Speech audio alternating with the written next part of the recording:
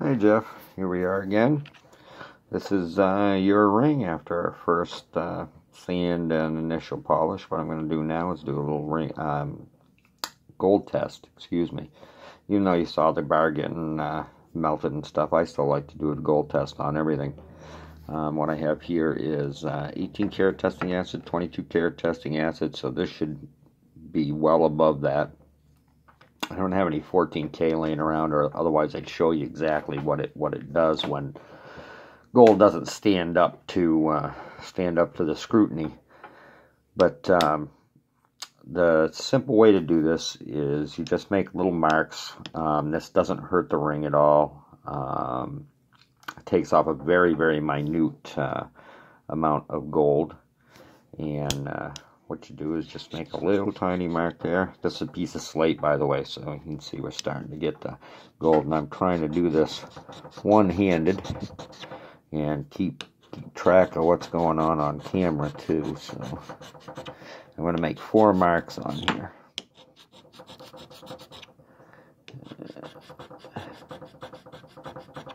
And what we're looking for is once I drop this acid on there, that gold right there should disappear wherever the drop is if it doesn't match up to that carat weight. So say we had 14 karat gold, it would leave a little blank spot in the middle of that line right where I dropped it,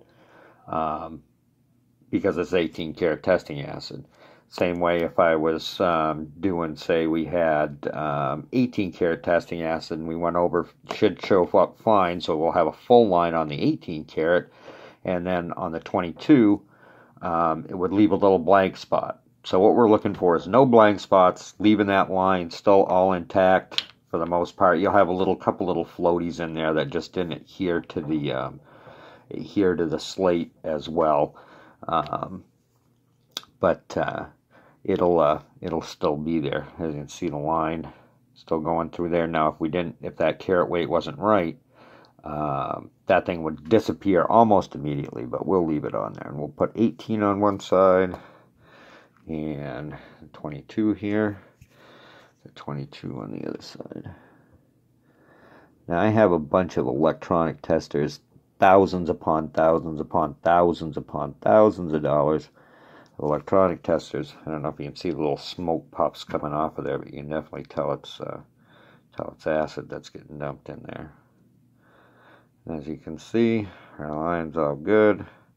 Line's all good, and you can see in this bottom one, see that little floaty ring that you get right there? Now I'll try to show this a little bit clearer. You get that on all the tests. That one just happened to show it real clearly. I'm trying to get this focused in a little bit better. Doing this with my phone.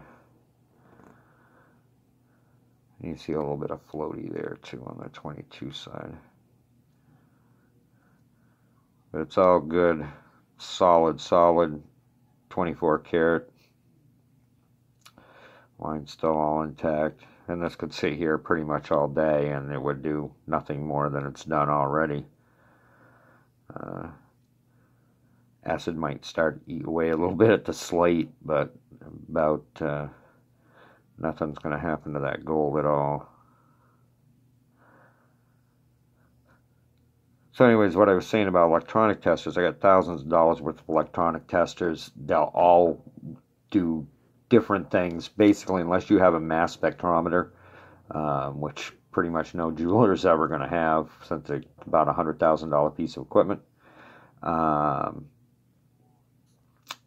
You're not going to get any better test results than with testing acid. They've been doing this the same way for hundreds of years. All your decent cash for gold guys that know what they're doing, all the old timers, they use testing acid. They don't use any electronic equipment because every now and again it will fail. If you have really high carated gold, it will fail.